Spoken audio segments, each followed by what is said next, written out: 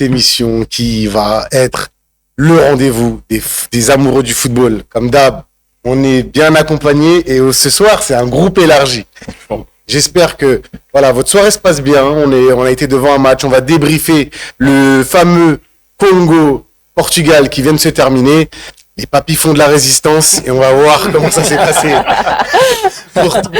Pour débriefer ce match avec moi, je vais laisser un petit peu les chroniqueurs se présenter et je vais commencer. Vous allez pas m'en vouloir. Hein, je vais commencer par ladies first, comme on dit. Alors, est-ce que Mariama, tu peux te présenter pour ceux qui connaissent? Mariama Benrabia, journaliste de sport pour différents médias.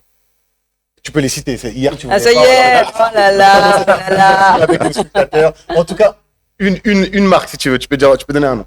Je peux donner un nom. Je donne l'indice. Il y a un petit plus. Voilà, ouais, c'est bon. Il y a un petit plus. Après le nom, après le nom, vous allez le chercher vous-même. On va rester sur la droite, sur le côté droit de l'attaque. Moi, c'est Diop. Et je suis accompagné de mon frérot. Non, laissez, il va se présenter. Tu veux l'attraper avec toi, tu veux qu'il vienne avec toi et qu'il te sauve. Personne n'est ensemble ici. Ce soir. C'est Diop. Ce soir, c'est Diop, créateur de contenu. On parle de football, bien sûr, sur toutes les plateformes. Voilà. Accompagné de son compère d'attaque, bien évidemment. Du coup, Cheikh, créateur de contenu, Cheikh et Diop, si vous cherchez sur les réseaux. Fan du Real Madrid, l'audio madrilène. On donne la voix, donc venez suivre. Toujours. Et on est là pour protéger CR7 en tant que madrilène. On va en reparler, ça va faire débat. On va en reparler. Je peux vous dire que pendant le match, j'entendais des Cristiano. Ça passait pas. Mon compère d'attaque, mon frère, mon gars, est-ce que tu peux te présenter s'il te plaît? J'ai l'impression qu'on joue à 5 défenseurs, une défense à 3. D'accord. Donc, en tout cas, entre moi et Diop, vous savez par quel couloir il faut passer. Il n'a pas le profil de latéral droit. Voilà. Chacun fait ce qu'il veut.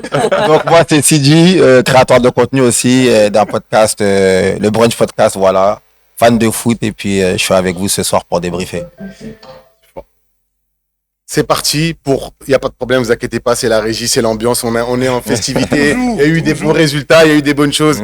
Donc, en tout cas, c'est parti pour booster l'émission qui va donner une autre dimension au football. C'est parti.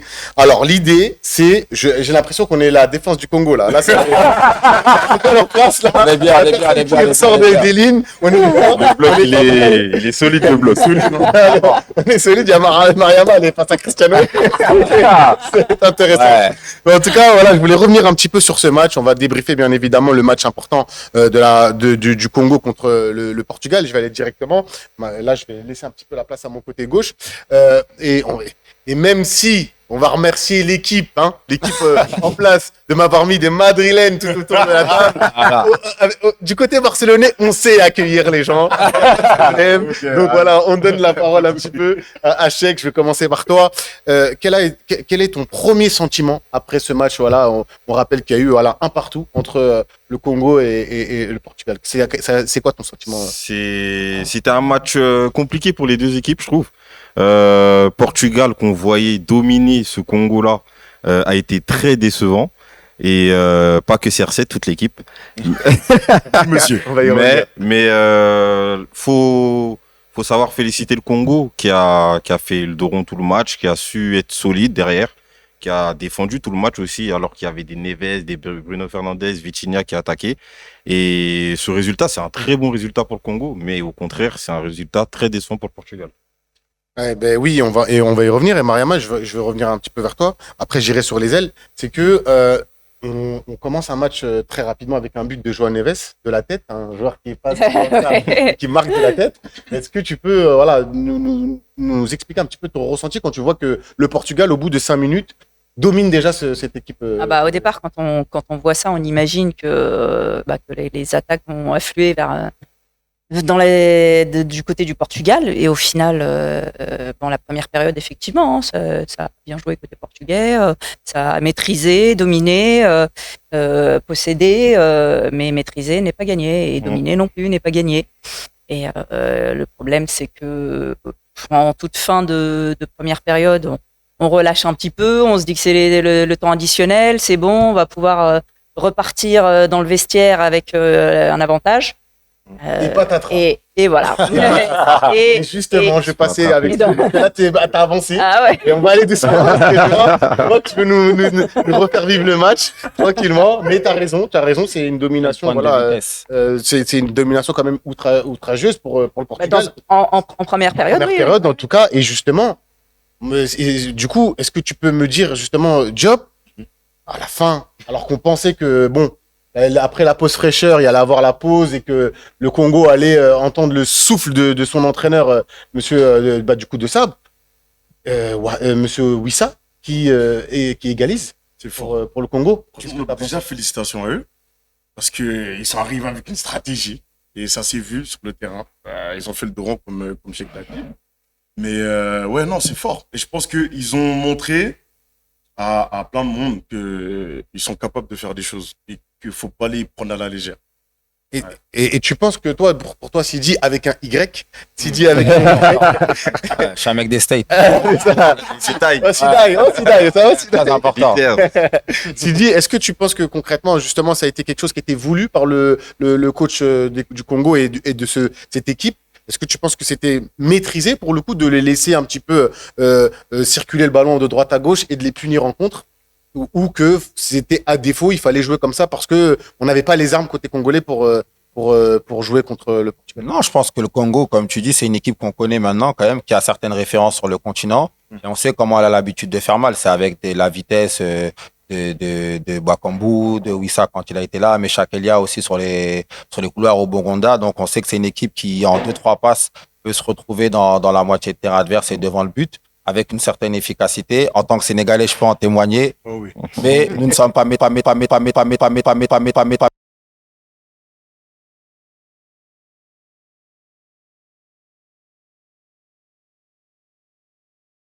c'est une équipe qui redécouvre ces joutes-là. Et elle a eu un petit temps de latence. Et je pense que le Portugal a montré qu'il craignait cette équipe parce que ils avaient une possession, mais avec un bloc assez bas, faut préciser. C'était une possession dans leur moitié de terrain. Et le bloc congolais est remonté petit à petit, a commencé à récupérer des ballons, à s'organiser. Et comme on disait, au meilleur moment, pour moi, juste avant la mi-temps, contre le cours du jeu quasiment, il y a cette tête de Wissa qui vient remettre l'équipe dans le match et on peut commencer du coup, on a un nouveau 0-0 en fait, on revient à égalité et on peut repartir sur de bonnes bases. Et c'est là où c'est intéressant, où ce but vient au meilleur moment et met aussi le doute dans la tête des Portugais qui, je pense, à ce moment-là, pensaient rentrer tranquillement avec le 1-0. À l'aise. Oui, mais il y a eu un gros bloc défensif, surtout côté congolais, dès la première période en fait. Même si au milieu de terrain, en attaque, bon, il se passait pas grand-chose, défensivement, ça a été costaud. Hein. Ça a bien résisté. Ils ont l'habitude aussi. C'est ce qui a permis. Le fameux 6-2-2. Le fameux 6-2-2. Mais justement, Mariama, toi, tu, sur une vidéo précédente, on a allé sur tes réseaux, on a aussi vu, tu avais déjà commencé à mettre un petit peu d'huile sur le doute sur le Portugal. Et aujourd'hui, force est de constater que ton analyse se vérifie aujourd'hui. Et tu peux nous dire un petit peu ce que tu penses de cette équipe portugaise? Ce que j'ai déjà dit justement sur les réseaux, c'est qu'effectivement, je ne voyais pas le Portugal aller loin dans cette compétition. Alors pour plusieurs raisons. Hein. D'abord, c'est vrai que ces dernières années, dans les grandes compétitions, on met la Ligue des Nations à part, hein, parce que la Ligue des Nations, c'est particulier. Hein, c'est pas, moi, je considère pas vraiment comme une grande compétition. On est peut-être d'accord avec moi, j'imagine. Mais du coup, forcément, dans les grandes compétitions, le Portugal n'a jamais été plus loin que les quarts de finale ces dernières années. Donc, alors qu'on les attendait, bien sûr, hein, parce que forcément, sur le papier, c'est une grosse équipe. Hein. Et de deux, le Portugal, malheureusement, ces derniers temps, et depuis plusieurs années même, joue mieux sans Ronaldo. Il est plutôt sur la fin. On sent que ça devient de plus en plus difficile, et même dans l'attitude sur le terrain. Hein. Et enfin, j'ai envie de dire, d'ajouter, même si sur le papier, le Portugal a une équipe de malades, hein, vraiment, une équipe de malades, un milieu de terrain extrêmement dense et costaud. Mais voilà, enfin, quand on doit jouer avec un attaquant, enfin, soit on ne joue pas avec, et dans ces cas-là, on joue comme à 10. J'ai soit compris. on Non. joue avec, soit J'ai on joue avec, mais Je veux me chauffer on cette anime table. voilà. Et je vais Mon but aujourd'hui, c'est Elle de veut du sang. d'allumer cette Non. ajouter mon dernier argument quand même. Je vais aller au bout de mon analyse. Ouais. Et je voulais ajouter surtout aussi que Roberto Martinez, pour moi, n'est pas le coach de la situation, en fait. On l'a vu déjà avec la Belgique, ça n'a pas produit de grands effets, de grosses. On n'a pas eu vraiment. Je pense qu'il n'a pas vraiment les solutions dans ce genre de situation, et ça s'est malheureusement révélé encore une fois dans ce match-là.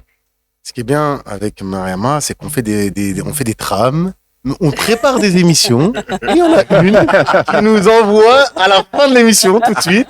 Mais on se laisse pas abattre, les gars. On est là, on tient notre rang. Elle voulait nous mettre du feu dans le truc, mais on est calme, les gars. On est des pompiers. Aujourd'hui, on est des pompiers. Juste pour rappeler aussi, fait marquant qu'il faut quand même rappeler, et je veux bien aussi t'entendre par rapport à ça, déjà, parce que j'ai vu, tu veux jouer passe facile dans les pieds. Mais voilà, pour au moins rappeler un petit truc, c'est qu'aussi Eli Wissa, c'est le premier joueur congolais d'avoir marqué en Coupe du Monde. Donc c'est un point important. Est-ce que on a souvent aussi souvent dit que cette équipe congolaise avait de très bons joueurs, mais avait du mal à passer le cap et à faire son vrai niveau en Afrique. Est-ce que tu penses que ça passe par ce genre de résultats-là pour que le Congo puisse justement asseoir je vais pas dire sa domination, mais son statut en Afrique, quoi? Oui, pour moi, c'est un bon résultat. Même si je pense que quand même, ils pouvaient faire mieux. Parce qu'ils ont eu des occasions.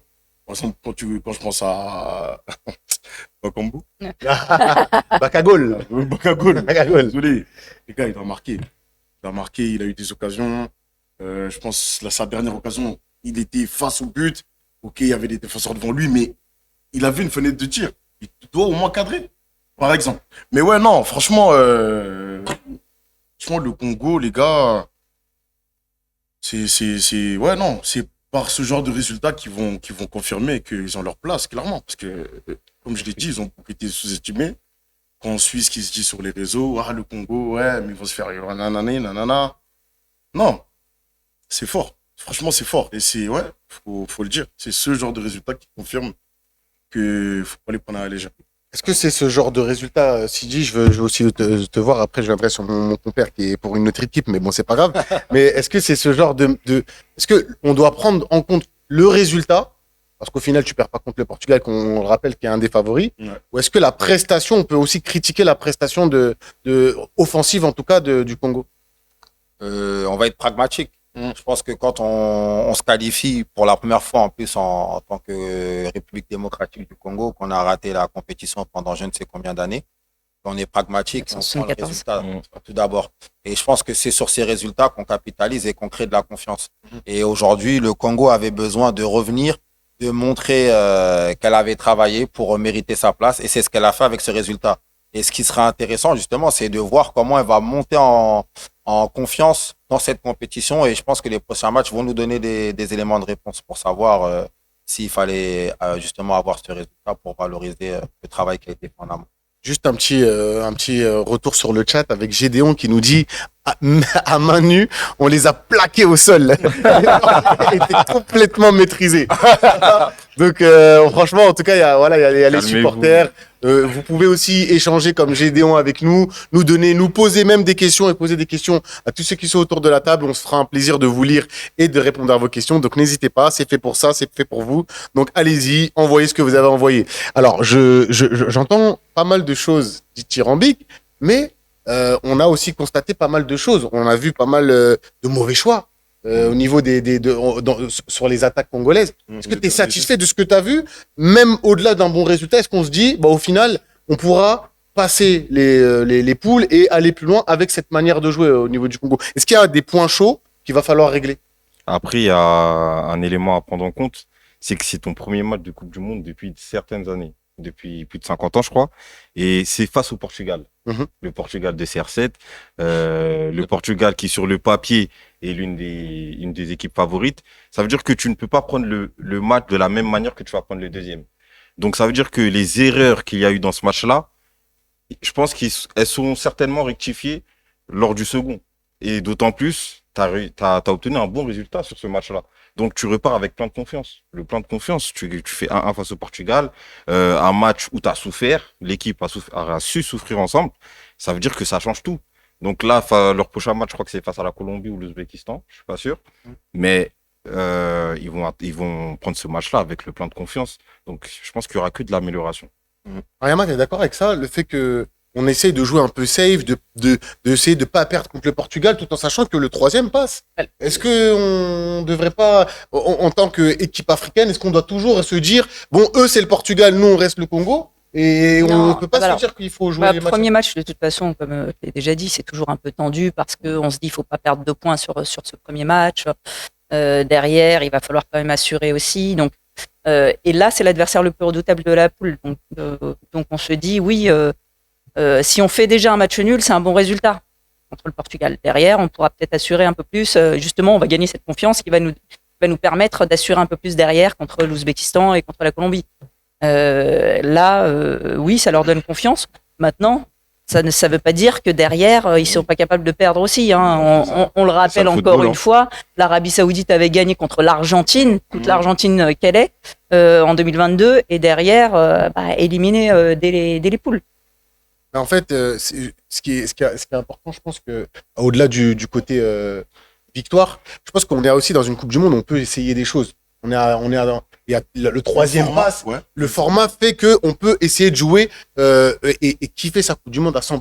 Donc je pense qu'à un moment donné, il faudrait aussi arrêter d'être sur le football sécurité. On doit lâcher les chevaux, alors que ce soit africain, européen et tout ça, parce qu'aujourd'hui on peut se permettre de le faire. Parce que à l'époque, c'était les 2 premiers qui passaient. Là, le troisième peut passer. Ouais, mais donc, il y a des matchs qui je suis pas sûr qu'ils aient joué réellement le nul. Hein. C'est-à-dire Oui, qu'ils se sont dit, bien sûr. dès qu'on a l'occasion, si on veut, et puis Par ils les ont défaut, pris un en peu. compte en se disant, voilà, on les prend en compte, et si on a la moindre occasion, on va Oui, tenter de je la mettre au pense. bout, hein, au fond. Hein. Et là, c'est juste que l'occasion s'est présentée. Il y a eu quand même un poteau, hein, Ouais. faut le rappeler, qui aurait pu donner la victoire justement au Léopard, mais c'est pas le cas. Donc, ça n'a pas été le cas. Et ensuite, faut pas oublier que sur tous les derniers gros matchs du Congo, le Congo a joué comme ça pratiquement. Face au Sénégal, c'était à peu près le même système. Face à la Jamaïque, je trouve qu'ils ont un peu plus dominé dans le jeu. Mais sur les derniers gros matchs du Congo, ils jouent toujours de cette manière-là. Donc en soi, je pense que c'est leur plan. Maintenant, à voir comment ils vont essayer de s'adapter au fur et à mesure des matchs. Face à l'Ouzbékistan, j'espère qu'ils ne vont pas jouer comme ça. Mais face à la Colombie, ça ne m'étonnerait pas de voir le Congo refaire un match pareil. Et du coup, c'est un point de gagné ou... Mais on joue avec ses armes. Hein. Voilà, Oui. c'est ça. On joue avec ses armes, mais C'est on quoi sait les armes, du coup, bah oui. Et généralement, si on se dit on peut être costaud défensivement et les prendre en compte et gagner de cette manière-là, s'il y a plus de qualité en face, on le sait, on est réaliste et on se dit voilà, c'est le système de jeu, c'est le plan de jeu qui va nous permettre de réussir et de passer les poules déjà. Est-ce qu'il y a tu veux dire un truc, c'est dit. Ouais, non, je disais ce que tu disais, c'est important sur le point du nul où tu disais c'est un point de gagné ou 2 points de perdu. Et je pense que ça, c'est surtout à la fin de la phase de poule, quand tu fais les comptes, tu vas peut-être regretter, comme il dit, cette petite frappe de Bakambu qui peut placer parce que tu dis finalement, il y avait peut-être 2 points de plus à aller chercher. Là, tout de suite, forcément, face au Portugal qui part en favori pour l'instant, c'est un point de gagné. Et j'espère que ça va rester un point de gagné. Et en allant chercher les résultats qu'il faut derrière.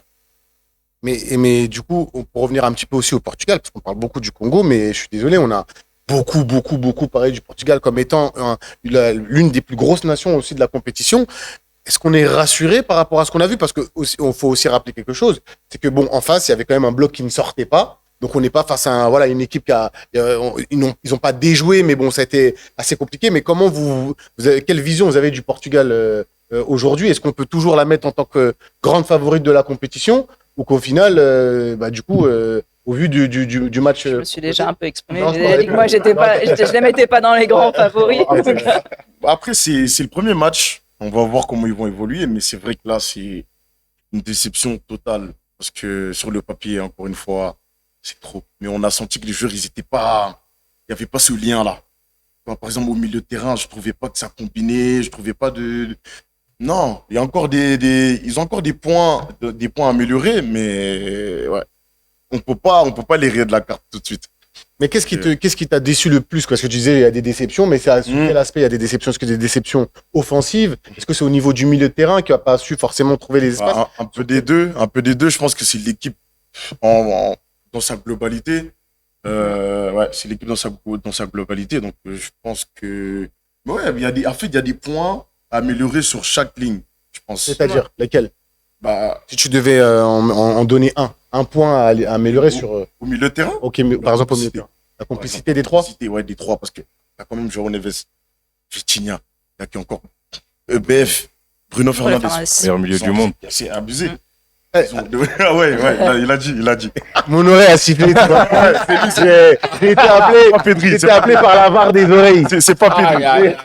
J'ai été appelé par la barre. C'est pas Pedri. Non, parce que oui. T'as dit quoi? Attends, il finit. On va venir à ton cas après. Ouais, comme j'ai dit, bah, c'est trois gros noms. Et je trouve qu'ils doivent maîtriser ce jeu. En fait, le jeu, il doit être c'est eux, en fait, le moteur. Ils doivent être le moteur, en fait, du Portugal. Parce que les trois là, c'est trop. Moi, j'ai envie d'ajouter quand même que le coach n'apporte aucune solution. C'est Quand ça, il voit que c'est stérile comme ça, normalement, il doit apporter un nouvel élan et il n'a rien apporté en fait. J'ai l'impression que Mariama, elle est belge, elle n'a pas digéré Martinez. Le fameux Seb. Je précise, j'ai aucune origine belge. Je sais pas, je commence à me poser des questions. T'es dur avec Martinez. En tout cas, c'est pas cette mais phrase. les Congolais, peut-être qu'ils ont des affinités particulières avec. En tout cas, Pas faux. pour revenir en tout cas aux Congolais, tu fais bien de le dire. Et encore Gédéon qui dit, moi je suis pour, voilà, les équipes africaines, peu importe, toutes les équipes africaines. Oh. Et c'est toujours, en gros, Africa United. Il est Voilà. pour toutes les équipes africaines. Qui gagne. Exactement, on valorise. Bien sûr. Mais ça va pas m'empêcher de revenir sur ce qu'il vient de dire. Bruno Fernandes, meilleur milieu de terrain du monde. Le meilleur milieu de terrain du monde qui n'a pas su justement créer des situations contre le Congo. Bon, on va pas dénigrer, mais en tout cas, comment tu vois le match du meilleur milieu de terrain du monde face au Congo? C'est le premier match du meilleur milieu de terrain du monde. Bon, Déjà, explique-toi sur ce fait. Oh, Bruno Fernandes, c'est le meilleur milieu du monde. Pourquoi? Il a montré une telle domination au meilleur championnat du monde, qui est la Première Ligue. Il était au-dessus du lot, dans un effectif qui n'est pas le meilleur. Certes, ils ont de l'argent, ils achètent des joueurs, mais c'est pas le meilleur. Et Bruno Fernandes, il a à tous les matchs, j'ai regardé tous les matchs. Tous les matchs, le mec arrive à te sortir des actions, des séquences. Il maîtrise le milieu de terrain pratiquement à lui tout seul. Ça veut dire que pour moi, c'est le meilleur milieu du monde. Juste, bien sûr, on peut pas enlever le fait qu'il ne joue pas la Champions League. Donc, certes, il y en a qui jugent là-dessus C'est aussi. quand même quelque chose d'intéressant. Voilà, non, c'est un gros point. Un Mais l'année prochaine, il y sera. Et là, faut pas oublier que le contexte, il est totalement différent avec le Portugal. Tu joues dans un milieu où tu as João Neves et Vitinha. Ça veut dire Ce qui fait de mieux aussi, quand même. Attends! Mais On ça va a- l'attraper après. Non, Mais mais après, ça réduit ça- un peu son Voilà, c'est apport. ça. Non, mais si c'est le meilleur, il y a rien qui réduit. Si Vous c'est êtes le les meilleurs, meilleur. soyez les meilleurs. non. À côté de toi. Si vous êtes les meilleurs, soyez les Tu le meilleurs. réduis pas. Oui, Merci, mais- merci, Job. mais, quand tu changes de rôle, ça te chamboule un peu. T'es un peu chamboulé. ouais. En fait, c'est peut-être le meilleur à United. Voilà, c'est ça. À United. Les meilleurs Bah, peuvent être chamboulés. Voilà, oui, bien sûr, les meilleurs peuvent être Quand les chamboulés. meilleurs rencontrent les meilleurs. On l'avait avec CR7, il est chamboulé en ce moment. Ah, des Parce que là, on aime bien avec Cheikh, c'est que quand même quand il est chamboulé, il garde le cap. Les gars, c'est le mec qui, quand il a tort, il dit, je vais rester ma voix. Quoi qu'il arrive. Non, en gros, en tout cas, c'est un très bon avis. Et j'aimerais juste, voilà, est-ce qu'il y a une réaction autour du plateau? Parce que il y a quand même le Paris Saint-Germain qui a dominé le milieu de terrain du monde avec, du coup, ces deux comparses, João Neves et Vitinha. Et si on devait comparer les trois, aujourd'hui, si on devait faire un choix, pour vous, on devait mettre un ballon d'or des milieux de terrain. À qui vous donnez ce ballon d'or du milieu? Est-ce que vous donnez à João Neves? Est-ce que vous donnez à Vitinha? Ou est-ce que vous donnez au meilleur joueur du monde? Sur ce match. João Neves. Non, en général, parce que C'est oui. on parle bien d'individualité. Hein. Ouais. quand on parle du meilleur joueur du monde, on parle sur toute la saison normalement. Donc en gros, comme il dit que c'est le meilleur joueur du monde, si vous avez le choix entre les trois, à qui vous donnerez un ballon d'or? Est-ce que vous donnerez le ballon d'or à João Neves pour sa saison? Est-ce que vous le donnerez à Vitinha pour sa saison? Ou est-ce que vous donnerez à Bruno Fernandes parce que c'est le meilleur? Non, Moi, je dis Vitinha. Vitinha. João Neves, les gars. João Neves? João Neves, les gars. Et toi? Vitinha. Vitinha. João Neves, il lui a prêté allégeance. On est trop d'accord, toi et moi. On est trop d'accord. Allez, On est genre, connectés. Ça y est, donc. Et en fait, et pour moi, Bruno Fernandes, il doit prendre la main de Vitinha et faire un rejoins la Honda. Je vais rejoindre la Honda. Non, il peut pas faire ça. Non, mais plus sérieusement, pour moi, moi, je pars du principe que celui qui ne fait pas partie de l'ossature se fond dans la masse. Aujourd'hui, Joao Vitinha et Neves, ça fonctionne à Paris. C'est ce qui se fait le mieux en Europe. Malheureusement, aussi bon soit-il, Bruno Fernandes doit essayer de devenir le plus rapidement compatible aux deux. Parce que le football de sélection, ça va vite. C'est pas aux deux d'aller vers lui. T'es en infériorité numérique, tu t'adaptes. Tu vois, c'est comme Airbnb. On a le tu prends la chambre à côté des toilettes. Ça se passe comme ça. Dernier arrivé, dernier Mais après, sorti. quand t'as fait une telle saison aussi, les autres, ils te regardent en mode, ah ouais, quand même, c'est quelqu'un. Mais il a battu le record de passes. Ah, parce que tu penses que Joao Neves et tout ça, ils ont regardé Bien le record sûr, de passes bien sûr. de Mais Manchester. le problème, Bien sûr, c'est pas parce que Non, le mais problème Vitinha, du il est au cœur Portugal, du jeu du PSG. le problème du Portugal, ça n'a pas été la maîtrise, comme on a dit, ils ont su tenir le ballon. Ça a Oui. été la verticalité finalement. Avant l'entrée de Franchement. Conceição, on a vu que ça manquait beaucoup de profondeur. Et moi, je sais pas ce que vous en pensez, mais l'Espagne et le Portugal, pour les comparer, ils me renvoient à 2022. Moi, j'ai eu beaucoup de mal un petit peu avec sans dévaloriser ce que les Marocains ont fait. Pour moi, c'était facile parce que ça manquait tellement de verticalité. Les jeux de Tu mettais le possession but, stérile. c'était une possession C'est stérile. ça. C'est pas des Possession équipes qui stérile. essayaient de casser les lignes. Donc, à un moment donné, Ouais. c'est ce qui s'est passé aujourd'hui. On a vu que c'est tout à la fin qu'ils ont essayé de mettre de la profondeur avec Conceição puis Leao sur le côté gauche.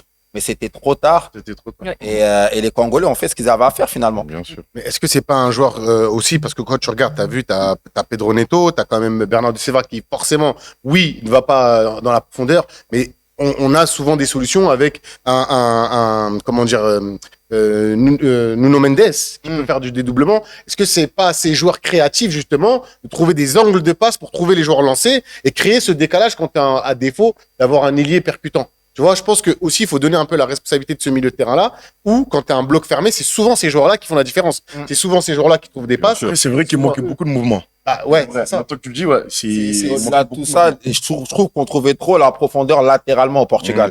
Quand on compare la France hier sur les appels d'Mbappé qui coupe plein axe et où tu as l'appel de Barcola qui est Barcola, magnifique oui. sur la place d'Adrien Rabiot. Je pense qu'aujourd'hui, surtout qu'on sait que Cristiano Ronaldo n'apportera pas cette profondeur-là dans l'axe, peut-être que Nuno Mendes, ça lui arrive de le faire à Paris PSG. et à Conceição, d'aller chercher la profondeur, mais plus dans l'axe pour se retrouver face au but et non pas dans des positions pour centrer. Et là, on sait que Cristiano Ronaldo, malheureusement, Ça dépend aussi des consignes du coach. Hein. aussi également. Donc si le coach ne, bien sûr, s'il ne lui demande pas de le faire ou qu'il lui demande de rester dans sa position, Exactement.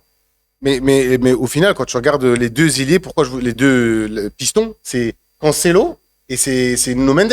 Donc c'est quand même des joueurs qui sont en capacité de te créer des espaces quand tu as un bloc rapproché. Donc c'est là où je pense que bon, l'apport de ces deux milieux de terrain là, ça aurait pu être intéressant. Mais je vous vois, je vous entends. Vous voulez attraper les cols des gens. Vous voulez parler de certains joueurs. Et justement, pour ça, on est sur notre rubrique préférée. On va partir sur la rubrique boosté KO. D'accord? Alors, le but de la rubrique, c'est de proposer à nos chroniqueurs un nom et de leur demander, est-ce que selon toi, ce joueur-là, on parle bien du match. Ce qu'il faut comprendre, c'est qu'on parle pas de son niveau sur toute la saison. Là, on est en train de débriefer le match Portugal-Congo, donc on parle de Portugal-Congo. Donc l'idée, c'est de lui donner un nom et de savoir, est-ce que ce joueur-là, sur ce match-là, était boosté ou était KO? L'idée, c'est pas juste de dire boosté KO, c'est de donner son argument. Et vous avez le droit, autour de la table, d'être d'accord ou pas d'accord. Mais si on n'est pas d'accord, les arguments s'enchaînent. OK? On est d'accord ou pas? Donc, on va commencer tranquillement avec le premier boosté au KO. Et ça va aller pour Sidi. Ton ami avec la très belle teinture. Baka Goal. ça commence bien. Baka Goal. Sur ce match-là. Impossible de Match. dire boosté. Hein? Impossible de dire boosté. C'est pas possible. Donc, c'est pas déjà Est-ce qu'il est boosté ou KO? KO. KO. Tu vas regarder cette caméra-là, tu vas dire. Le regard de Sidi, Ouais, quand il dit objection. KO. Moi, j'ai mis un petit foulard d'avocat. Juste comme je pense qu'il y a un parti pris. J'essaie d'être un peu congolais. Voilà. Et je suis pas d'accord. Ah, ok, C'est méchant, c'est On va- méchant. Vas-y, On va pourquoi, écouter cet argument vas-y. d'abord. On écoute Vas-y. cet argument. Ouais, vas-y. Je trouve que c'est l'attaquant. Qu'est-ce qu'on demande à un attaquant? C'est de marquer. C'est ce qu'on demande à un attaquant. Il a eu des occasions. Ça, on peut pas le nier. Il sait très bien que ce genre de match, tu vas pas te créer énormément d'occasions Donc, faut être prêt Mm. pour ce genre de choses. Tu dois porter ta nation. Tu dois marquer. Tu dois marquer. Il doit marquer. C'est ce qu'on lui demande. Là, il marque aujourd'hui, ça change tout. Ça change son match. Et toi, pourquoi du coup tu penses qu'il est pas on peut pas dire qu'il est KO? Bah parce que pour moi, il y est pour beaucoup sur le but. Je pense que déjà, il a un travail, un pressing qui est énorme. Je vais un peu le comparer à Ismaël Assar. Ce qu'il arrive à proposer, c'est des joueurs qui arrivent à presser et à gêner les premières relances. Ce qui a permis de faire reculer le bloc portugais au fur et à mesure du match et permis aux Congolais justement de récupérer les ballons plus haut. Mais son pressing en première période, il était inutile. Oui, parce qu'il courait comme un cavalier sans tête, parce que le reste du bloc ne suivait pas. Mais quand il a commencé à avoir de la coordination au niveau du bloc et que lui impulsait ce pressing-là, justement, parce qu'il a impulsé plus le pressing que Wissa, je trouve que là, ça a été récompensé. Et sur l'action du but, pour moi, ça vient sanctionner un petit peu ce travail-là ingrat qui malheureusement est très rarement valorisé. Le travail de l'ombre, les gars. Le travail de l'ombre. Sachez que derrière nous, derrière ce plateau, il y a des gens qui bossent, les gars. Ah oui, C'est pas eux qu'on valorise. Voilà. C'est le travail de l'ombre. C'est important, les gars. On est Voilà. toujours là à voir celui qui récupère la balle. On est toujours là à voir celui qui Team fait les N'Golo missions Kanté. au plateau. N'Golo Kanté. Voilà. Et bon, KO. C'est un attaquant. Allez. Bon, travail de l'ombre. On passe. C'est vraiment des Madrilènes. Hein. Voilà. Et les enfants gâtés, les enfants Ça va pas. à ça va cause de toi, Florentino. Tu les gâtes trop. Arrête d'acheter tout le monde. Oh, en tout cas, on va aller sur son compère d'attaque parce qu'il voulait pas être tout seul, il voulait répondre avec son gars. On va aller voir son gars. Pierre, on va te dire, je vais te poser la question Wissa. Tu vas regarder la caméra qui est en face de toi, donc celle-ci. Est-ce que il est KO ou boosté sur ce match? Boosté. Tellement boosté. Avec sa célébration full aura. Fimbu. Fimbu. Comme ça, en fait. chicotte. La chicotte. C'est incroyable. Il met le premier but du Congo en Coupe du Monde. Historique. Un but le but égalisateur. Et au contraire de Bakambu, Wissa, je trouve qu'il a un peu plus impacté. Pourquoi? Parce qu'il y a des actions où il va faire des rushs. Des rushs pour faire respirer le Congo. Il y a un moment, il mange une faute c'est limite rouge pour le défenseur du Portugal. Ça veut dire que il marque, il est décisif. Voilà. Il est décisif et il fait le travail de l'ombre. Donc bon, là, on peut dire que c'est le héros. Pour l'instant, c'est le héros national et il marque aussi un but symbolique. Donc pour moi, boosté. Boosté. Et on peut, je pense que personne va. Ouais, là, je pense pas de que- débat, là. il y a pas de- Ah, on s'incline. Déjà, son argument. AB cher. Ah, là, on s'incline. Là, il y a pas de problème. En plus, Alors- c'est le défenseur de tous les joueurs. Ah, lui, c'est Maître Ah, mais tu sais, je peux créer la CGT des joueurs. Je peux créer la CGT. Voilà, c'est ça. Venez à des Ils ont besoin de ça, ils ont besoin de ça. J'espère que vous voyez, hein. J'espère que vous voyez les joueurs. Et vous inquiétez pas. 35 degrés. Hier, c'était le- Pour voir hein, l'émission C'est ça. de la veille. Ouais, allez, et d'ailleurs, Ouais. tu viens de le dire, c'est vrai que tu suis et c'est très bien. C'est important que tu sois à côté de moi parce que voilà, faut que tu me reprennes. Si vous voulez voir l'épisode d'hier, et oui, hier on a fait un épisode, c'était tellement bien qu'on est revenu ce soir pour vous en redonner encore. Tous ceux qui veulent aller revoir un petit peu le débrief du match qui était entre La France. et Sénégal. mon compère là-bas d'attaque, il n'était pas très content. En tout cas, allez voir, c'est en replay sur la chaîne. Du coup, et n'hésitez pas à nous donner vos retours, nous envoyer des mots, des choses comme ça. On va essayer de vous répondre. Ensuite, on va aller tranquillement sur le prosté au chaos. Le chaos, c'est la cas. Au final, ça va être Franchement, et c'est là, c'est tout ce qu'on aime dans le foot moderne. C'est l'idée, c'est le travail, c'est la détermination. Vous connaissez, il faut son nom. Franchement, il a allé de l'équipe. Je sais plus, il y a Colo qui arrive à être à jour. Et dans la lueur aussi. aussi. Et ce qui est magnifique pour le coup, donc chapeau et tout le monde est là. Bon, on va dire. Rubrique même dopé. Passe de l'avocat. Parti de l'autre côté. C'était compliqué au cas où on et qui donne. Je vous dis un truc. Ça qui est. Ça pas. C'est pas grave. On va en parler. Bon, Mariama, sur le CR7. Aussi parce qu'il y en a qui vont pas être d'accord. Midjar. Voilà. En plus. Là, on,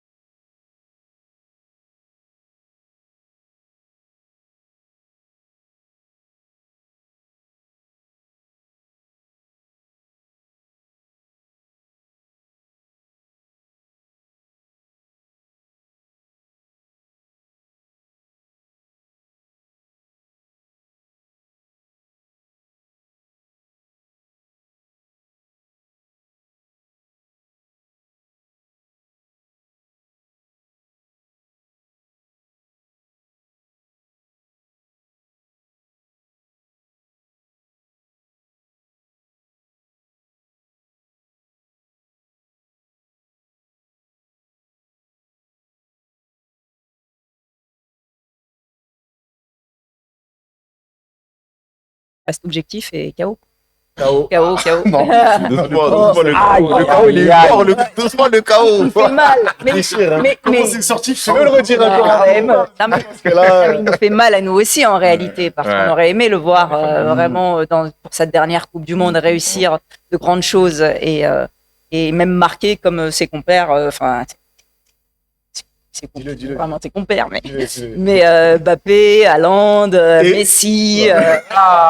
Non mais ils ont tous réussi leur début de Coupe du Monde, et même Kane là actuellement qui vient d'inscrire un doublé. En avance. Donc évidemment, oui, on aurait aimé, mais c'est pas le cas. Et sur ce match, on peut pas dire qu'il ait fait une belle prestation. C'est juste impossible. Même vous pourrez pas le dire.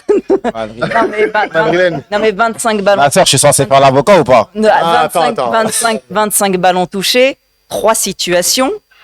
En fait, il apporte aucune solution parce que dans les 3 situations, finalement, sur l'une, il aurait pu laisser le ballon derrière lui. Bruno Fernandes qui était mieux placé que lui, et il le prend, il la met à côté. La deuxième, il la met à côté, et l'autre, je crois que c'est une tête. Pareil, il la met au-dessus. Donc, je crois qu'il l'apporte malheureusement. Il n'a pas, en tout cas, sur ce match, il n'a pas apporté grand-chose. Et au contraire, je pense qu'il a été plus un frein dans cette équipe et dans ce match plutôt qu'un. Est-ce qu'on aime bien? Non, mais. Ce qu'on aime bien dans cette émission, c'est qu'on se dit les choses. Je sais que Mariama, quand elle dit ça, elle est pas contente, mais elle est objective. Et c'est ce qu'on aime bien dans cette émission. Même si on est à côté là, ils ont commencé à tirer leur chaise, ils ont commencé à dire qu'ils voulaient plus revenir. Et le maître Bataka, il veut défendre Cristiano Ronaldo. On va voir, mais. Je suis d'accord sur certains points. Elle a raison. Maître Cher, prends la parole. Après, Jury numéro 2. un frein, je trouve qu'on est dur avec Cristiano. Je pense pas que ce soit un frein. Parce que certes, il y a certaines choses qu'il doit mieux faire. Mais maintenant, le collectif aussi, il roule pas. Il roule pas sur l'eau. C'est pas un rouleau compresseur comme l'Argentine et Messi. Désolé, Messi aussi sur le terrain, il marche. Ça lui fait du mal de le dire. Messi,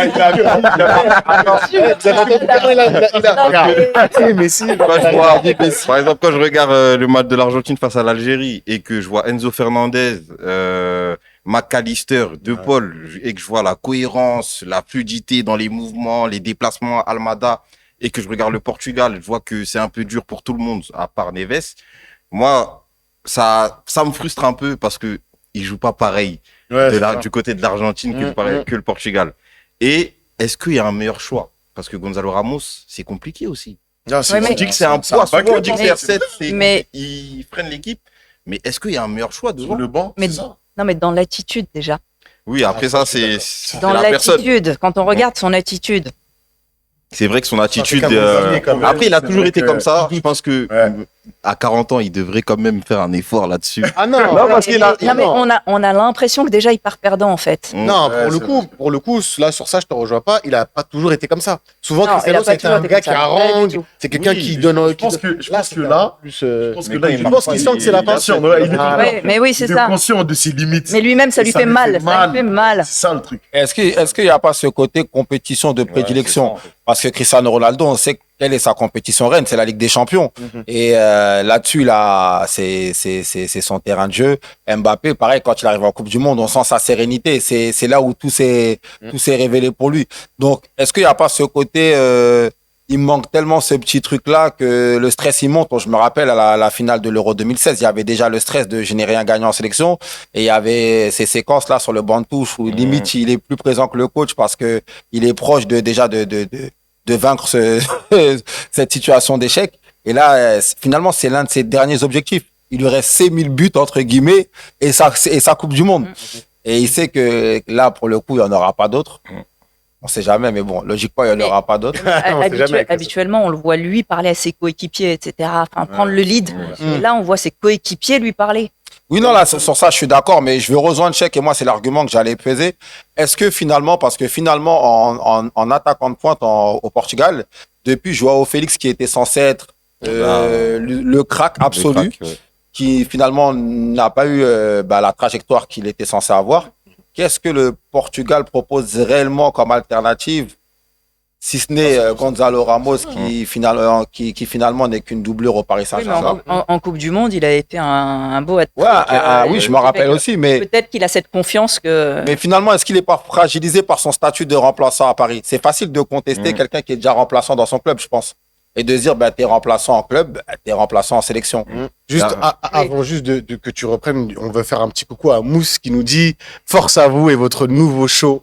Et il nous met un petit mot. Donc merci à toi Mousse. Merci, J'espère que tu vas bien. Participe avec nous si tu as des questions. N'hésite pas. Si tu veux nous reprendre sur certaines choses, n'hésite pas. On est là pour répondre à tes questions. Merci encore. Même des commentaires à faire. Et des commentaires à faire. Et comme Mousse, si vous avez des choses à dire sur le match et sur l'émission, n'hésitez pas. On est là, on vous écoute.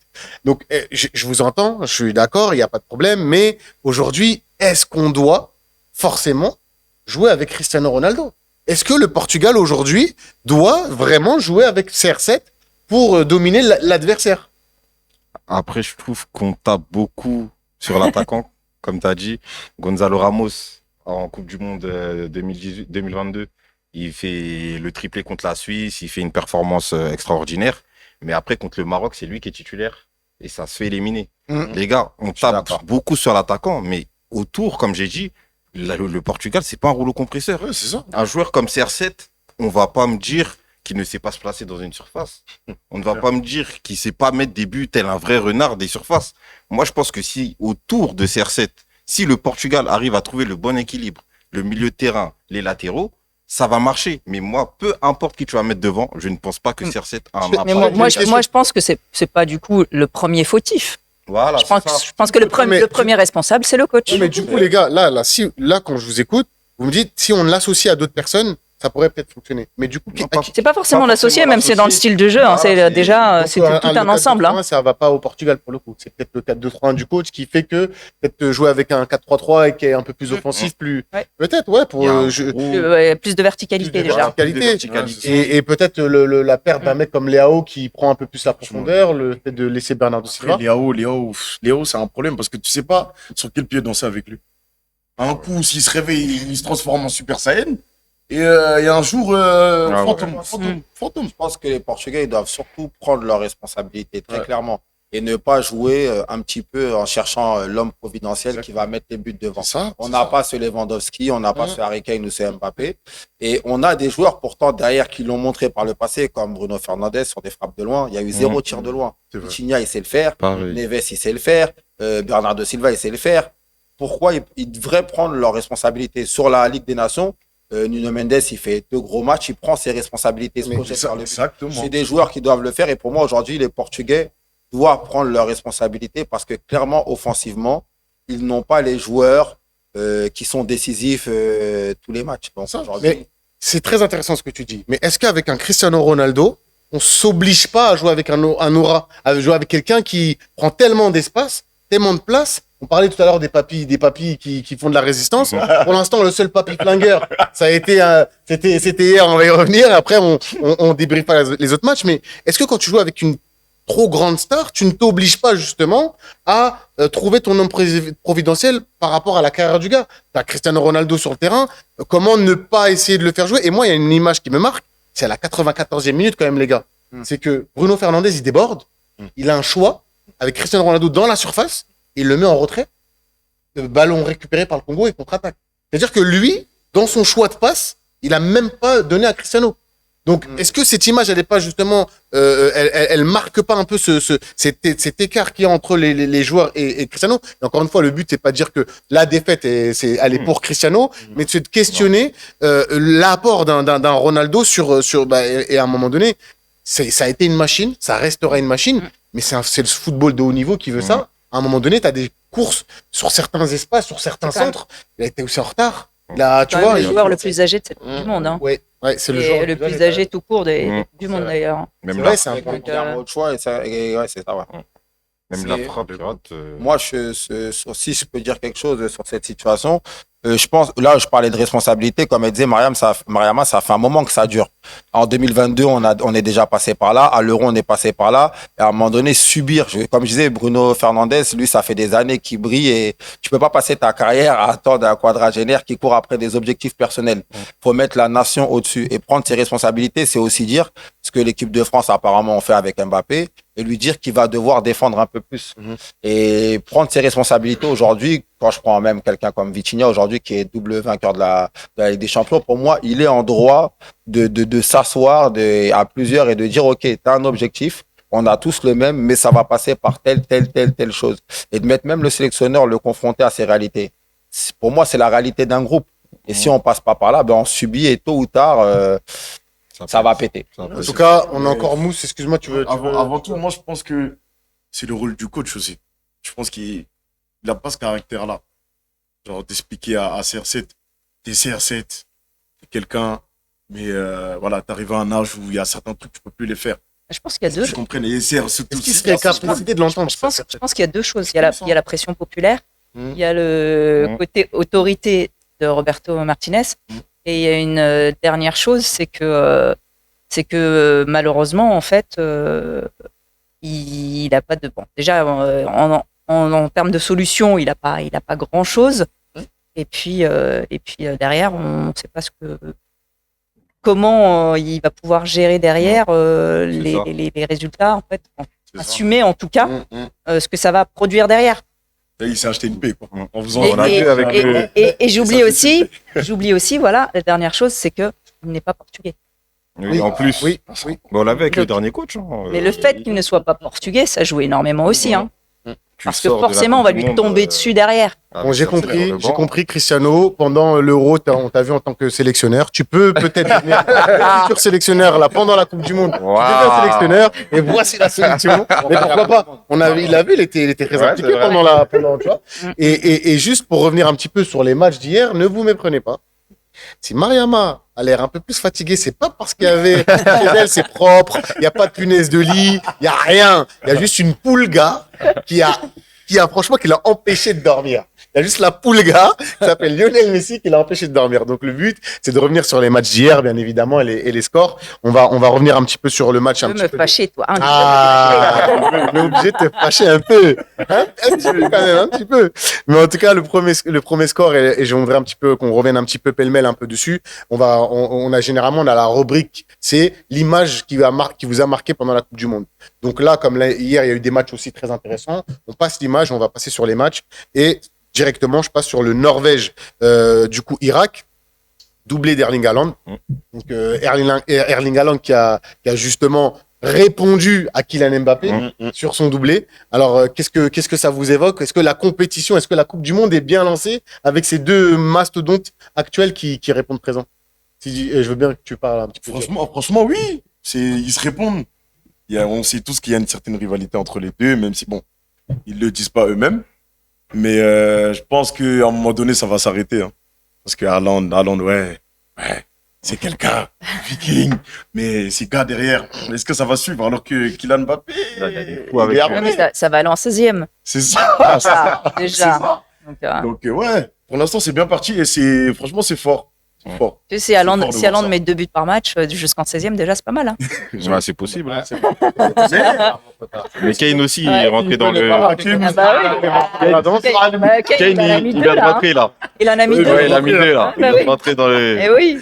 Non, en tout cas, c'est bien, c'est une bonne chose d'avoir ce genre de rivalité, de duel, ça se répond. Même pour les jeunes, hein, c'est bien de voir ça. Bien de voir ça. Oh, Kylian Mbappé l'a marqué, Haaland l'a marqué. Non, franchement, c'est fort. C'est une bonne pub pour le football. Ouais, c'est une bonne pub. Très bonne pub. Et c'est fort. Pour la FIFA. Ouais, c'est qu'elle a des choses à dire. Il voulait du spectacle. Coupez-lui son micro. Elle va nous couper l'émission à cause d'elle. Arrêtez. Gianni, laisse-nous tranquille. On s'en fiche de toi. Non, la FIFA voulait du spectacle. Elle en a. Ouais, c'est vrai. Et justement, en parlant de spectacle, il y a eu un autre spectacle hier. Spectacle exceptionnel pour certains et décevant pour d'autres. Mais en tout cas, on a eu le match entre l'Algérie et l'Argentine, triplé de Lionel Andrés Il a plié. de Lionel Andrés Messi. Mais au-delà de ça, il y a un truc que j'ai envie de relever et que vous avez dit tout à l'heure. Et je pense que personnellement, c'est un truc qui m'a un peu marqué. On voit beaucoup l'Argentine gérer ça comme. C'est-à-dire qu'on voit souvent les joueurs, avant de rentrer sur la pelouse, ils attendent Léo Messi pour créer cet élan de on joue pour toi. On est là pour. Alors peut-être que sur le terrain, il y a d'autres trucs. Mais en tout cas, ils ont cette idée de communication où on voit qu'il y a un mec qui est au centre du projet. Et par rapport à tout à l'heure, quand on disait Cristiano, justement, on le sent un peu plus esselé par rapport à ça. J'ai l'impression qu'il est un peu tout seul, il part tout seul. Est-ce qu'on gagne pas déjà un match avec ce genre de message-là? Est-ce qu'on gagne pas déjà un match avec ce genre d'état d'esprit? Et pour revenir un petit peu au match, bien sûr, je vais revenir vers toi. Comment tu as vécu ce match-là? Est-ce que au départ, parce qu'il y a un but refusé aussi pour l'Algérie, pour l'Argentine aussi avant. Pour l'Argentine, Messi d'abord et aussi l'Argentine. C'est si je me trompe pas, c'est Chaibi, numéro 10. Comment toi tu as vécu le match et du coup, raconte-moi un petit peu ta nuit. Évidemment, je l'ai vécu avec passion d'abord. Normal. Amour. Évidemment, c'était la folie. À 3h du matin, toute la famille était là, réveillée. Tout le monde pensait que personne ne serait réveillé à cette heure-ci, qu'on ne diffuserait pas les matchs sur une grande chaîne de télévision parce qu'il n'y aurait personne devant son poste. Bah non, tout le monde était bien là. D'ailleurs, même dans la zone, fan zone qui a été créée. Les 3 bandes. Ouais, voilà, il y avait du monde aussi. Il y a une fan zone à 13h? Ouais, Wow. dans le 93. Ouais. Incroyable, fort. Ouais, non, elle était pleine. Mais comment je l'ai vécu? Forcément déçu, parce qu'au départ, on a quand même de l'espoir, même si on sait qu'évidemment, techniquement, on est en dessous, forcément. Mais l'Argentine, j'ai toujours trouvé que ça joue pas forcément bien, c'est pas du beau jeu, c'est pas beau à voir, clairement. C'est juste solide défensivement notamment, et après ça joue en transition. Donc après, si on arrive à les bloquer, en réalité, s'il y a un peu de qualité en face, tu peux réussir à les déjouer. Là, en l'occurrence, malheureusement, ça n'a pas été le cas. Pourtant, le coach a aligné l'équipe la plus dynamique, la plus rapide, la plus créative aussi, sans Mahrez. Et malheureusement, on prend un but. Avant le but, j'ai envie de revenir quand même sur la faute de Messi, parce qu'il faut le rappeler quand même. Il fait une faute. C'est une sacrée faute. Voilà. Pour vous, il y a rouge directement. Mais évidemment qu'il y a rouge. Si c'est pas Messi, et si c'est pas Messi, il y a rouge. Et si c'est l'inverse, si c'est un Algérien qui fait une faute sur Messi, comme ça, évidemment, il prend le rouge. Mais on dit, tu le vois Vous même. diriez la même Mais- chose si c'est Cristiano qui fait cette faute ou pas, les gars? Non, sincèrement. Si Cristiano fait la même faute, est-ce qu'on dit la même chose ou pas? Moi, Il est pas assez timide. Mais si Cristiano il fait la même faute, je pense qu'il prend le rouge. Je pense qu'il prend. Parce que Cristiano, il a son caractère C'est aussi. ça ma question. Oui, je pense qu'il prend le rouge parce que Cristiano, il a son caractère, il a son. Messi, quand il fait la faute, il essaye de le relever. Après, Mais j'ai envie de dire justement que les nations africaines sont généralement lésées dans l'arbitrage quand même. Enfin, on a moins d'impact que les grandes nations, forcément. Je pense qu'il y a un 2 poids 2 mesures en fonction du Mais statut. toujours un peu. Toujours un peu. Mais pas que dans les Coupes du Monde. Ok. Dans la Ligue des Champions, c'est pareil. Dans toutes les compétitions, c'est comme ça. Donc il y a des scénarios. Il y a des statuts, en fait. On respecte certains statuts. Tu es d'accord avec ça, toi, du coup, monsieur Sidi, avec AY? sur ça, je la rejoins. Et moi, ce qui est choquant, c'est pas tant la décision, c'est que la VAR ne soit pas consultée. Oui. C'est qu'aujourd'hui, on a Mais il ne deux prend. personnes derrière un poste de télévision qui regardent le match et qui ne demandent même pas à l'arbitre central de consulter l'image. C'est ça, en fait, qui est choquant. Mais ce qui est fou, c'est qu'il ne prend même pas un jaune. C'est ça. C'est complètement Et dingue.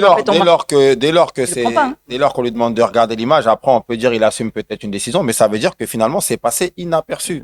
Et c'est là où je rejoins, on a l'impression que c'est toujours pour les mêmes. Peut-être que c'est de la part. Mais est-ce que c'est le même match Non. si Et oui, et en plus, oui, bien sûr. Là, parce que non, déjà avec c'est lui qui met les 3 buts. Déjà avec Donc, Messi, il sans- joue à donc, sans 12 lui. ou 13. Voilà.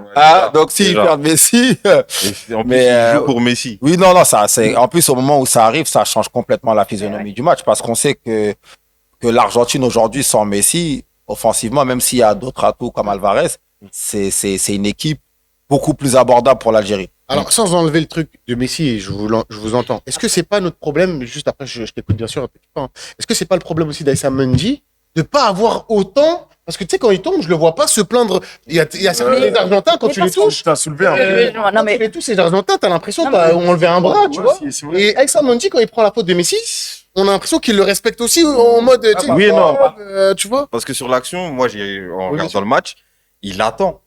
Il reste par terre. Et quand il se relève, il dit à l'arbitre, va voir. Et l'arbitre, après, il est persuadé Voilà, qu'effectivement, en fait, il va y avoir la logique, VAR. il est Que, plus que dans une Coupe du Monde Ouais, comme c'est ça, ça, évidemment, la VAR va être rappelée. Rappelez-vous les Argentins quand il y a faute sur eux. Ah Quand il y a oui. faute oui. sur eux, il y a qui? T'as Paredes qui vient courir vers l'arbitre. T'as un tel qui vient courir. C'est Ça vrai. met la Ouais, mais, pression. mais dans tous les cas, on n'a pas le même impact. Même si tous les joueurs algériens viennent le voir, Mais on n'a pas le même impact. Est-ce qu'il devrait pas, par exemple, justement, quand tu sais que c'est Messi qui fait une faute qui est assez grave, Mhm. est-ce qu'il devrait pas justement montrer encore plus de frustration pour obliger en tout cas Mais, l'arbitre à... malheureusement, j'ai envie de dire, bah, d'abord, il y a le côté impact, mais c'est pas dans notre culture.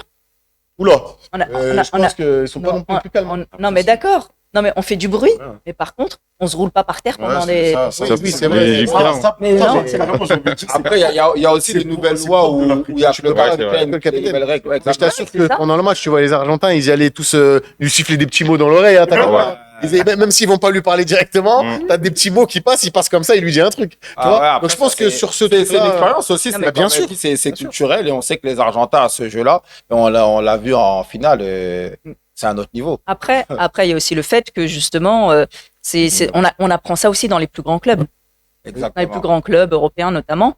Et la plupart de ces joueurs ne jouent pas dans les grands clubs européens, mais plutôt dans des clubs de seconde zone. Donc, Aussi, c'est la vrai. roublardise. C'est eh peut-être. oui.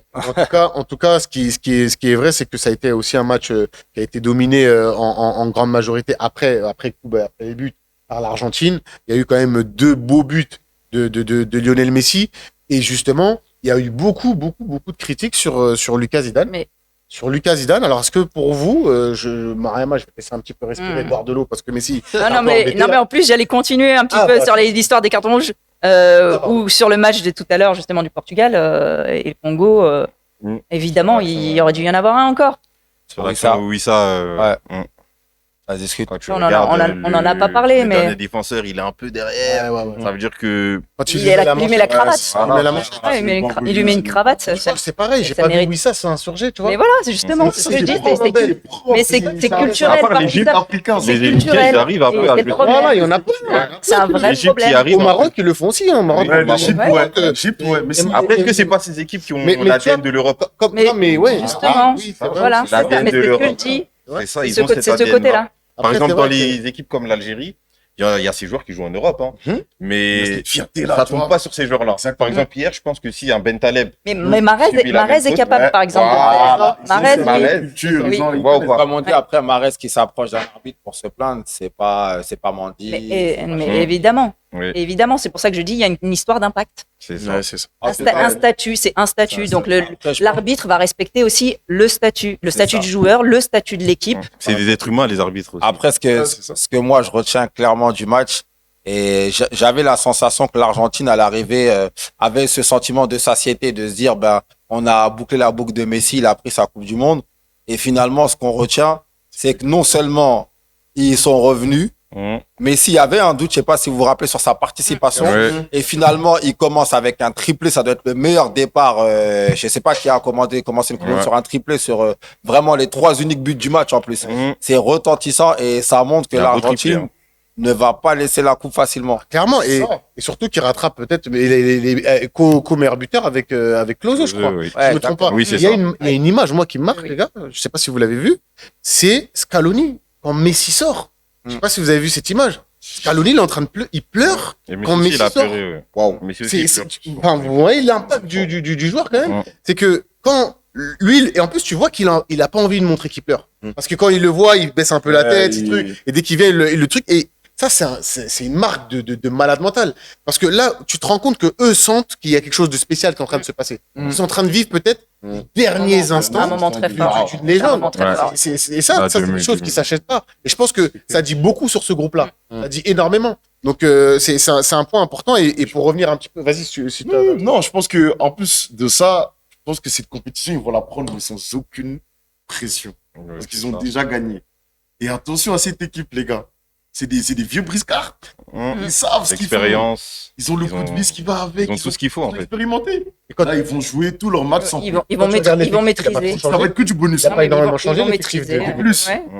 Bah, ils ont un groupe solide. Après, hein. ça veut rien dire parce qu'ils ont pris 4 ans quand même. Hein. Oui, oui, bien sûr. Mais ils ont un groupe. Ouais, c'est ça. Ils ont une histoire, ils ont quelque chose, ils sont allés chercher une étoile. Oui, oui, bien sûr. C'est très important dans le foot. Mais du coup, je voulais revenir sur ce cas-là, parce que ça fait beaucoup débat et après on est sur la fin de l'émission et voilà. Mais Lucas Zidane, il y a beaucoup de critiques et forcément quand tu t'appelles Zidane et que les choses ne vont pas comme le papa, il y a beaucoup de choses qui se disent. Est-ce que vous trouvez que les critiques sont justifiées ou est-ce que vous trouvez que voilà, on en parle aussi beaucoup parce qu'il s'appelle Zidane et que ça aurait été un autre gardien et qui aurait pris un but de Lionel Messi, on n'en aurait pas Ah parlé. ouais. Non, moi, je suis pas algérien. Ouais. Et... Il est fautif. Il est fautif. Ouais. Il est Il est fautif. fautif sur les 2 premiers buts. Ouais, sur les deux premiers premiers. buts. Mais c'est trop flagrant sur le deuxième. Ouais. L'arrêt des genoux, je ne sais pas ce qu'il a essayé de faire. C'est trop flagrant, en fait. Là, on parle d'un pays. T'as beau t'appeler Zidane, t'as beau t'appeler Maradona, t'es le gardien de tout un peuple. Mais même sur le premier, hein, c'est flagrant. Hein. Ça veut dire que Sur le premier, peux il a pas la main, il a pas la main Ah, ferme, ouais, alors il a pas la main que le ballon n'est pas non plus réellement en lucarne, donc il va pas la chercher loin. Il va pas la chercher. Ouais, elle est quasiment sur lui, quoi. Moi, déjà, depuis le but qu'il prend contre le Nigeria. Ouais, quand il saute. Et les jambes Ah oui, bah oui. Et quand on s'appelle Zidane. Pour la première fois, c'est un moment clé, attention. Hein. C'est la première fois qu'il s'attaque. Zidane, c'est vraiment ma première star dans ma vie. Hein. Ouais. Mais franchement, pour le coup, quand on est le fils d'eux, dans le foot en tout cas, bah, c'est amplifié dans les deux sens. Et je pense que quand il sera bon, on en fera des tonnes Ouais. en faisant croire qu'il est très bon. Et Mm. malheureusement, là, il est mauvais. Donc, oui, peut-être qu'on va exagérer un peu plus, mais il n'empêche qu'il n'est pas bon. Est-ce que du coup l'Algérie doit changer de gardien alors au final? Est-ce qu'aujourd'hui ça serait quelque chose de faisable que l'Algérie change de gardien? Si on Là, découvre- les gardiens, À ce moment-là de la compétition, je ne sais je pas. sais hein. pas. Mais c'est ça. C'est Moi, je compliqué. Hein, Oh, c'est- Moi, je trouve que Ah ouais, c'était Mandreva, dur, hein. si je dis pas de bêtises, c'était Mandreva qui était titulaire avant lui, là, le gardien de camp. ouais. J'ai Non, un doute. c'était, comment il s'appelle Je regardais, je te laisse, Son nom ne me revient pas. Ouais, mais Et, moitié français, moitié algérien. qui jouait à Caen, je crois. Je sais pas si Ouais. c'est Mandreva, j'ai un doute. Mais il était pas mauvais. Hein. Oui, il était pas mauvais. Je pense Oui, que oui, il était pas je mauvais. pense que Lucas Zidane a pris la place parce qu'il s'appelle Lucas Zidane et qu'on lui a donné Bien sa sûr, ça a chance joué. tout de suite en tant que titulaire. Clairement. Et ça donne une visibilité à la section parce que finalement maintenant Zidane vient voir Il va avoir les l'Algérie matchs. et ça crée un Ouais, ça, engouement. oui. Même là, on a vu qu'il a privilégié Exactement. le match de l'Algérie plutôt que le match de la France. Ça a fait parler en plus. Et donc clairement, c'est une vitrine pour l'Algérie aujourd'hui, pour la sélection algérienne. Est-ce que aussi on s'en sert pas en ce sens côté Algérie au niveau de la fédération? Je sais pas, c'est une question que je me pose. Oui. Mais on devrait privilégier les résultats. Et si on a en tout cas un meilleur gardien de disponible, on devrait lui donner sa chance. En tout cas, Moi, c'est ça la question, la vraie question. Est-ce qu'il y a un meilleur gardien disponible? c'est ça. Mais Et- on ne sait pas réellement ce que valent les autres Ouais, en sélection, ouais, c'est c'est surtout ça, ça en c'est fait. ça. Et on aimerait peut-être voir, mais en pleine compétition comme ça, C'est un peu c'est compliqué. difficile hein, de Même coup que Cristiano changer de coach. Ronaldo. Autant changer changer de défenseur, changer d'attaquant, changer de milieu, ok. Mais changer un gardien, Là, en plus, ça c'est Et, c'est un message fort en fait. Et pour moi, on a un peu la même situation qu'on dit avec Cristiano Ronaldo. Est-ce que c'est le seul fautif aussi? Parce qu'il est fautif sur les buts. Parce que moi, j'ai toujours eu du mal avec, par exemple, quelqu'un comme Mandy où je trouve qu'il peut souffler le chaud et le froid. Et surtout qu'il est aussi l'approche de la fin. Rami Ben Sebaini aussi l'approche de la fin. Au-delà de leur expérience. Et comme je dis, l'Algérie a eu du mal, en tout cas, à faire émerger de nouveaux défenseurs. On sait que Youssef Attal, en plus, Ah oui, est c'est une suite de compliqué carrière pour lui. compliquée. Donc, je pense que moi, en tout cas, dans l'histoire du football algérien, je trouve que l'Algérie a souvent eu ces problèmes-là sur ses défenseurs. Et lorsqu'elle a eu une bonne défense, c'est tout de suite, les résultats sont revenus. Et là, comme j'ai dit, l'Algérie, depuis son sacre en 2019, s'est affaiblie dans ce secteur. Et les résultats s'en font clairement ressentir. et tu- Il nous manque un Guedjura au milieu. ouais, c'est ce que j'allais dire, c'est qu'on parle de la défense, mais quand on regarde le premier but de Messi, il est quand même bien terrible. seul. Il a le temps de se Il est- retourner, il est esselé tout le match. Hein. Enfin, c'est Il est seul. On Je le dis que c'est laisse, pas Messi. on le laisse jouer, on le laisse seul tout le match. Je pense Les- qu'ils se sont dit, ah, il n'a- c'est le vieux. il Il n'a- a 50 ans, Oh, il peut pas non, encore mais- faire ces choses-là. On pas le, plus plinguer. on le regarde Il a jouer, on le Ah, il y a- regarde jouer. Il n'y a Ouais, aucun marquage sur lui. À chaque fois, les défenseurs sont beaucoup trop loin. Ouais, Et franchement. ils courent vers leur but. Ça veut dire, on a l'impression que Lionel Messi avance armé. Voilà, c'est C'est ça. pas un ballon qu'il a dans les mains, c'est un 3, 5, 7. Ils défendent en reculant. Donc, tu vas arriver à quoi avec ça? D'autant plus que les Argentins, ils cherchent Messi. Ouais, ici. Tu le sens, le troisième but qu'il met, Gonzalez, il a plein d'options. Ils sont en last dance. Mais directement, il contrôle, Dance, les gars. et il a mis à Messi parfaitement en retrait et il va marquer. Tu sens que l'équipe, ils sont là pour lui. Eux, ils s'en foutent même de la Coupe Non, du Monde. oui. Eh. Messi d'abord. Ils vont courir, on va après. Sur ces bonnes paroles de Madrilène, à vous dire merci d'avoir Alors, regardé notre vous en émission. coupe, hein. On espère que vous avez pris Déjà autant de plaisir. Ouais, c'est que si tu dis ça, c'est que franchement, c'était une belle émission. ouais. Et vraiment, le temps passe très très vite. Je pense qu'on est tous d'accord par rapport à ça. Et en tout cas, on va vous remercier. Je vais vous remercier tous à ce plateau, à cette belle équipe bien élargie d'avoir participé un petit peu à ce Il débrief. parle de toi quand il dit bien élargi. Bien marqué, bien check. Ça, c'est carton jaune, normalement. C'est carton jaune. Oui, là. Bien job, bien job. Rouge. Carton rouge, mon gars. Ah, t'es avec moi, voilà. T'es pas Messi, toi. En tout cas, voilà, j'espère que déjà, en tout cas, juste avant de terminer, comment vous avez senti, voilà, c'est votre première. Après, je parlerai aussi des chroniqueurs, pardon. Comment vous avez ressenti un petit peu d'être invité sur ce plateau et comment vous avez vécu ce débrief? Ah, moi, avec plaisir, hein, j'ai pris beaucoup de plaisir. Des bons débats, des bons arguments. Ouais, Même si, bon, il y en a qui sont un peu contre CR7. Du coup, ça me rajoute des arguments, du coup. Mais franchement, j'ai pris beaucoup de plaisir, très cohérent. Chacun apporte quelque chose de constructif. Et c'est avec plaisir que je reviendrai, bien sûr. Oui, pareil pour moi. Hein. C'était trop bien. C'était bien. Finalement, franchement, on se sent à l'aise. On se sent à l'aise. Voilà. Voilà, les Barcelonais, ça va accueillir. Voilà! Aïe, aïe, aïe, aïe. Tu voulais faire parler mes chroniqueurs, là, les gars. Non, voilà, En vous même temps, ça dit que c'est une famille là-bas. Voilà, c'est normal. voilà, Mesquin Club, les gars, venez chez nous, les gars. En tout cas, mon équipe, Quand même, je vais vous laisser, avec plaisir, on vous remercie d'être venu et mon équipe, je vais vous laisser aussi le mot de la fin avant de clôturer. Ah bah, ici, on est à la maison et vous aussi, en fait. Donc, Plaisir. soyez là avec nous. Élargissez la famille, appelez vos amis, de vos amis, vos enfants, tout le monde, les plus âgés, et soyez les bienvenus et on espère que la famille va grandir. On est boosté. Et comme parfait. nous, vous allez être boostés en regardant cette émission. Donc, on a pris un énorme plaisir. On se retrouve pour le prochain débrief. Ciao et bonne soirée à tout le monde. Bonne soirée. Aïe. Ciao. Ciao.